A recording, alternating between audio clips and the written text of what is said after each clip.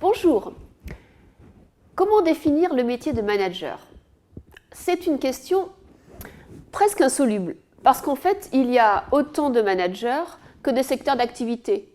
On peut être manager dans la grande distribution, manager sur une plateforme pétrolière, manager dans l'industrie pharmaceutique. Donc, tout dépend de sa culture initiale, également de l'équipe et de la culture de l'entreprise. Donc, il est très difficile de répondre à cette question, mais il y a quand même un point qu'il ne faut pas oublier. Comme le dit le dicton, on entre dans une entreprise et on la quitte pour son manager. Donc, c'est quand même important de comprendre l'ABC du métier de manager. Nous allons répondre à cette question à partir de plusieurs angles d'attaque. On essaiera de réfléchir sur les rôles des managers pour bien comprendre quelles sont les compétences managériales et qu'est-ce qu'il y a derrière ce terme qui est parfois un petit peu utilisé de façon abusive. On essaiera de voir les périmètres d'action pour ensuite aborder les opportunités, les risques et les perspectives de ce métier. D'ailleurs, est-ce un métier en lui-même ou est-ce simplement une compétence? Le premier à avoir pris ce thème à bras-le-corps est Midsberg. Midsberg a étudié pendant de longues années les pratiques des cadres, des managers, et en a tiré un certain nombre de conclusions dans les années 80-90.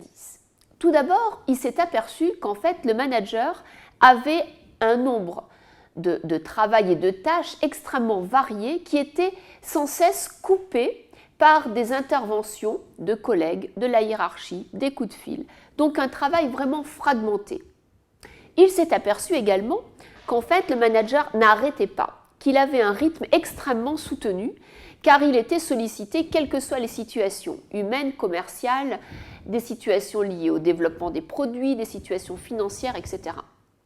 Midsberg a également montré dans ses travaux qu'en fait manager, c'était bien sûr contrôlé, planifié, organisé, mais c'était un nombre de tâches très souvent beaucoup plus nombreuses et qui étaient sans cesse nouvelles, répétitives et innombrables.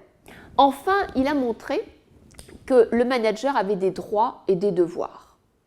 Donc, son travail de chercheur a été extrêmement positif pour la fonction de management car il a mis le manager au cœur de la recherche, au cœur de l'intérêt des différents sociologues, psychologues et gestionnaires, et il a montré que ce métier valait la peine d'être approfondi et étudié.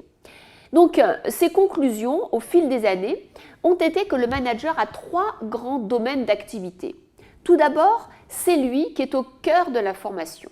Alors, qu'est-ce que ça veut dire? Ça veut dire qu'en fait, il doit faire remonter les informations qu'il récolte des différents collaborateurs et c'est lui qui doit décider de donner des informations à la hiérarchie ou de ne pas les donner. Il a un rôle de filtre. De même, il a un rôle de filtre dans l'autre sens, de la hiérarchie, de la stratégie vers l'opérationnel. Qu'est-ce qu'il doit dire et ne doit pas dire? De même, dans ce rôle d'information, il doit diffuser de l'information qui provient des clients, qui provient d'autres services, de collègues, qui provient d'autres équipes. Donc son rôle au niveau de l'information est capital. C'est un rôle de relais, c'est un rôle de diffusion et en même temps c'est un rôle de filtre. La deuxième grande partie de son activité est liée à la décision et à l'action. Le manager est celui qui va traduire l'ensemble de la stratégie en différents objectifs qui seront attribués aux collaborateurs de façon individuelle et collective.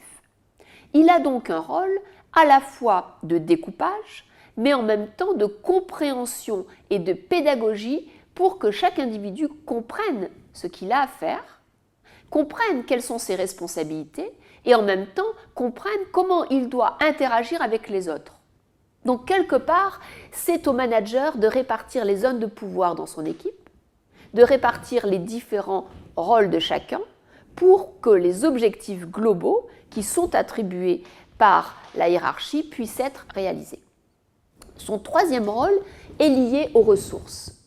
Bien sûr, il y a des ressources financières, mais des ressources beaucoup plus simples qui peuvent être le partage d'un bureau, qui peuvent être de travailler avec tel ou tel projet, telle ou telle personne. L'ensemble des ressources matérielles et immatérielles sont en fait allouées au manager pour qu'il les donne et qu'il les répartisse au sein de son équipe. Donc là, nous avons également un rôle très important car certaines personnes vont donner vraiment de la valeur à des ressources qui peuvent être immatérielles et vont peut-être sentir qu'elles sont reconnues à travers le fait qu'elles ont ces ressources ou pas.